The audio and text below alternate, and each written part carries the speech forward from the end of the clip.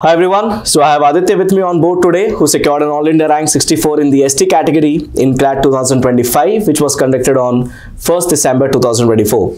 Aditya joined us in the droppers batch in the month of February 2024 and finally making his way through one of his dream NLUs. So kaisa feeling hai Aditya? How are you feeling? Sir, the feeling is wonderful and it's like a dream come true. And so yeah, घर पे भी सब खुश हैं.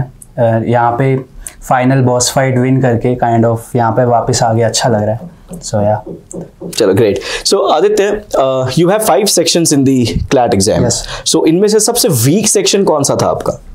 Sir at first when I started तो मेरे हिसाब से CR my weakest section and उसके बाद में आइड से GK, क्योंकि वो मटेरियल मेरे लिए पढ़ना उसके अडेप्ट करना मेरे लिए थोड़ा मुश्किल था. ठीक है. So how did you work on your CR portion?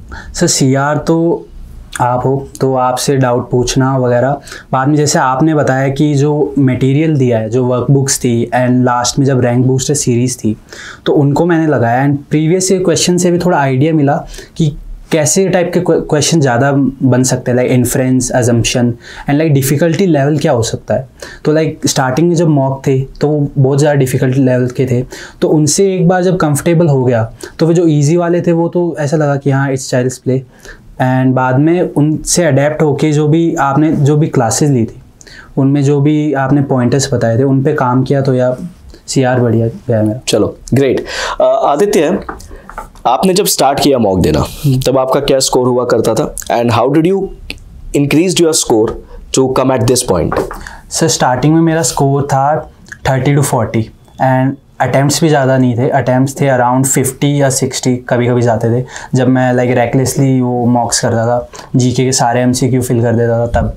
But बाद में न्यूज़पेपर रीडिंग उससे मैंने टाइमर लगा के, लाइक न्यूज़पेपर में जो आर्टिकल्स आते हैं हर एक आर्टिकल का टाइमर लगाया, उसमें देखा कितनी लेंथ का आर्टिकल मेरे को कितना टाइम हो रहा है. तो लाइक मीडियम जो हमारे मॉक में जो पैसेज आते थे उनको मेरे को लगता था वो उसको पूरा समझने में स्टार्टिंग में 5 मिनट लग जाता था. बट जब मॉक किए तब मेरा लाइक 2 मिनट में वो पैसेज का हो गया और अगर कोई क्वेश्चन डिफ़िकल्ट आ गया तो उसको मिला के मेरा लाइक 5 मिनट्स के अंडर एक पैसेज हो जाता था कोई भी सेक्शन का. तो यार Okay, great. So you have already given the contribution of newspaper in your preparation. So newspaper is something very important which I would like to communicate to the students who are aspiring to write the CLAT exam next year. अच्छा, इसके अलावा मुझे ये बताइए आपका strong area सबसे कौन सा था? सर स्ट्रॉन्ग एरिया मेरे को स्टार्टिंग से लगता था कहीं ना कहीं लीगल था, क्योंकि लीगल में जैसे क्वेश्चन आते थे उनमें क्या हुआ एलिमिनेट करना बहुत ईजी रहता था. CR में आप देखो इन्फ्रेंस और अजम्पशन में मैं हमेशा अटकता था. लाइक 2 ऑप्शन थे उनमें एक वर्ड का भी डिफरेंस होता तो वो भी मेरे लिए बहुत ऐसे कन्फ्यूजिंग था कि ये दोनों लग तो सेम रहे हैं बट इनमें क्या अलग है ना. बट लीगल में एक बार आप जब पैसेज पढ़ लिए उसमें जो यू कैन से कोई केस का रेफरेंस दे रखा है उससे रिलेटेड आप देख सकते हो आगे इससे रिलेटेड क्वेश्चन आने के चांसेस हैं आगे, तो मैं उसको अंडरलाइन कर लेता था. फिर आगे जाके अब लीगल में क्या होता है वो 2-3 केस देके आपको कंफ्यूज करना चाहता है क्योंकि डेट से रिलेटेड कौन से ईयर में आया था है ना, तो उससे रिलेटेड वो कंफ्यूज करना था. तो मैं अंडरलाइन करके वो रखता था या फिर उनके आगे कोई स्टार लगा देता ताकि है ना हाँ इन पे सबसे पहले जाऊँ मैं. फिर बाद में वो क्वेश्चन करने लगता था और कहीं पे भी अगर मेरा लास्ट वाला क्वेश्चन भी स्टक कर रहा है तो मैं एकदम से विद इन 10 सेकेंड तो वो जितने भी अंडरलाइन जो लाइन्स थी मेरी उनको मैं रीड करने की कोशिश करता और उनसे मेरे को बहुत हेल्प मिली क्वेश्चन करने में. तो लीगल में मेरा मैं कहूँगा ईजी सेक्शन था मेरे लिए. एक बार आपका क्या रिएक्शन हुआ जब आपको ये पता पड़ा कि CLAT consortium came up with a notification 3 days before the CLAT exam कि अब आप अंडरलाइन नहीं कर पाओगे? ये मैं इसलिए पूछ रहा हूँ क्योंकि आपने कहा कि आप अंडरलाइन करके प्रैक्टिस करते थे. सो क्या रिएक्शन था आपका उस वक्त? सर उस टाइम तो रिएक्शन ऐसा था कि अब क्या होगा, लाइक 3 दिन बाद में एग्ज़ाम है, रिविज़न चल रहा है और बाद में ये भी टेंशन लेके रखो कि अंडरलाइन नहीं कर सकते. बट मैंने सोचा ठीक है अब मेरे लिए तो है नहीं, सबके लिए एक सा ही होगा. फिर मैंने सोचा अब उसके बाद में मॉक भी लगे थे, यहाँ पे 2 मॉक लगे थे तो मैंने और घर पे भी जितने हर दिन मैं मॉक दे रहा था और साथ में सेक्शनल टेस्ट भी कर रहा था तो उन्होंने मैंने कोशिश की कि है ना मैं अंडरलाइन ना करूँ बिल्कुल भी. मैंने सोचा नहीं एकदम ही हम देखेंगे स्पीड पे एकदम बैठाएंगे इसको, तो है ना फिर मैंने बिल्कुल भी अंडरलाइन नहीं किया और मेरी एक्यूरेसी सही थी. लाइक CR जो मेरा वीकेस्ट सेक्शन था तो उसमें 3 out of 5 क्वेश्चन मेरे ज़्यादातर सही होते थे या फिर 4 out of 5. ऐसा कभी नहीं रहा कि एकदम ही डाउन स्कोर चला गया. हाँ थोड़ा स्टार्टिंग में गया, बट जैसे मैंने उसको अडेप्ट किया मेरे को 1-2 दिन लगे, क्योंकि वो जैसे ज़्यादा सेक्शनल टेस्ट किए या फिर मैंने ऐसे भी क्वेश्चन लगाए तो उनमें मैं फिर समझ में आ गया कि हाँ ये कर सकता हूँ। चलो ग्रेट। सो जब आप यहाँ क्लासेस में आते थे, so what role do you find the faculties played for you during the doubt solving sessions? Sir doubt solving section, एक तो जब क्लास में भी कोई डाउट्स लेते थे तब भी सर एकदम ऐसे करते थे कि वो नहीं है कि डाउट सॉल्विंग का अलग से, तो यहाँ पे नहीं, वो वहाँ पे भी डिटेल में और एकदम संतुष्टि से बताते थे कि हाँ अगला बच्चा है उसके मन में कोई कन्फ्यूजन ना रहे। फिर भी अगर कोई दिक्कत आ रही है तो क्योंकि टाइम बाउंडेड क्लासेस होती है तो है ना, जो डाउट सॉल्विंग क्लासेस थी उनमें जब मैंने सर से किसी भी फैकल्टी से बात की तो उन्होंने आराम से मुझे समझाया। जीके में जैसे है तो उसमें जीके में कुछ टॉपिक्स ऐसे हैं जैसे कन्फ्लिक्ट चल रहे हैं तो उनका बैकग्राउंड भी बहुत इंपॉर्टेंट है। जैसे इजराइल हमस वॉर है तो इसमें जो रशिया यूक्रेन का भी है, तो इनमें उन्होंने बताया था कि जो हिस्ट्री है उससे बहुत क्वेश्चंस आने के चांसेस है, बल्कि वो तो क्लैट ने अलग ही बाउंसर फेंकी, बट उन्होंने बताया और वो मैंने जब किया तो मेरा कॉन्फिडेंस बढ़ने लगा जो इंपॉर्टेंट टॉपिक्स है थ्रू आउट द ईयर। सो या ओके, आपको लास्ट में आरबीएस के मटेरियल्स भी मिले थे सॉल्व करने के लिए, so what role did the RBS materials played for you?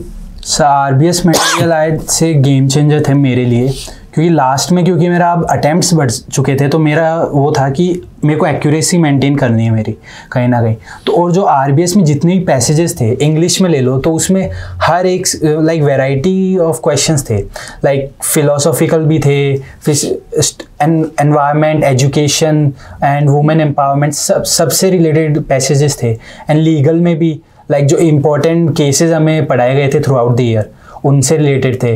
And इसमें सीआर में इनमें भी कुछ इजी थे पैसेज ताकि कॉन्फिडेंस रहे, एंड थोड़े हार्ड थे कि खुद को हम चैलेंज कर पाएँ कि है ना क्वेश्चंस हो रहे हैं या नहीं हो रहे, तो बढ़िया रोल किया। सो इस बार क्लैट में ऑल ऑफ अ सडन आपके लॉजिकल रीजनिंग में एक एनालिटिकल सेट भी आया था जो एक्सपेक्टेड नहीं था। So did it actually help you, या फिर आप भी उस सेट में कुछ टाइम वेस्ट करे थे जो बाकी स्टूडेंट्स का भी एक्सपीरियंस था? क्या रहा आपका experience? Sir like rest of all मैंने भी उसमें टाइम वेस्ट कर दिया था, लाइक हैवी 15 मिनट्स मेरे उसमें चले गए थे। और मैं जब मैंने वो टाइम देखा घड़ी में तो मेरे को लगा अब क्या, अभी मेरे इंग्लिश का एक पैसेज रह रहा है और लीगल में भी जो छोटा वाला पैसेज था वो मेरा रह रहा था। तो मैंने सोचा ठीक है इसको एक बार छोड़ते हैं, फिर मैंने उन पे कंसंट्रेट किया, जल्दी जल्दी उनको ख़त्म किया। लेकिन उसके चक्कर में मेरा क्या हुआ, क्वांट में थोड़ी सी दिक्कत आई मुझे, एंड जीके में मैं क्योंकि वो रीड करके टिक मार्क करने थे तो वो उसमें भी मेरे को थोड़ी दिक्कत आई। बट अगेन क्लैट ऐसा एग्जामिनेशन है उसमें अडेप्ट करना पड़ता है, तो वो अडेप्ट करके चले तो ओवरऑल लास्ट में रिजल्ट बढ़िया ही आया। चलो great. What message would you like to give to those students who are appearing for CLAT next year, who are preparing for CLAT and they would be writing their exam next year? आपके तरफ से क्या suggestions है? Sir मेरी first suggestion तो ये रहेगा कि be consistent, and like teachers जो आपके हैं, फैकल्टी जो है उनके पास आप जाओ, वो आपको एज ए स्टूडेंट नहीं, वो as a brother, as a sister आपको गाइड करेंगे कि जैसे उनके घर में से ही कोई किसी का फ्यूचर सिक्योर कर रहा है। एंड जो भी डाउट्स आपके हैं उनके आप झिझको मत कि ये डाउट जो है मेरा बहुत सिली सा लग रहा है या फिर कोई और सुनेगा, सर सुनेंगे तो जज करेंगे, ऐसा बिल्कुल नहीं होगा। एट द एंड अगर आपका उससे कुछ फ़ायदा हो रहा है, वो डाउट पूछ के आपका कन्फ्यूज़न दूर हो रही है, तो it's a win win situation for you.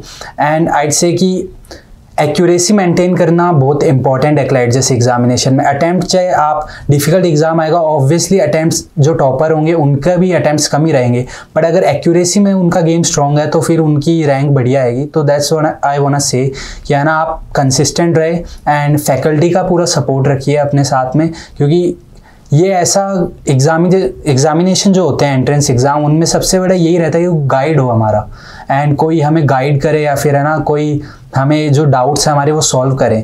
तो ओवरऑल जब आप फैकल्टी से आप बात करेंगे तब है ना आपका स्ट्रेस कहीं ना कहीं कम ही होगा। एंड लास्टली एक्यूरेसी मेंटेन करनी है। That's all from my side. So thank you so much Aditya for giving this wonderful information to the students and suggestions given to them. I wish you all the very best for all the future endeavors and hope that you come out of flying colors in the near future as well. Thank you. Thank you.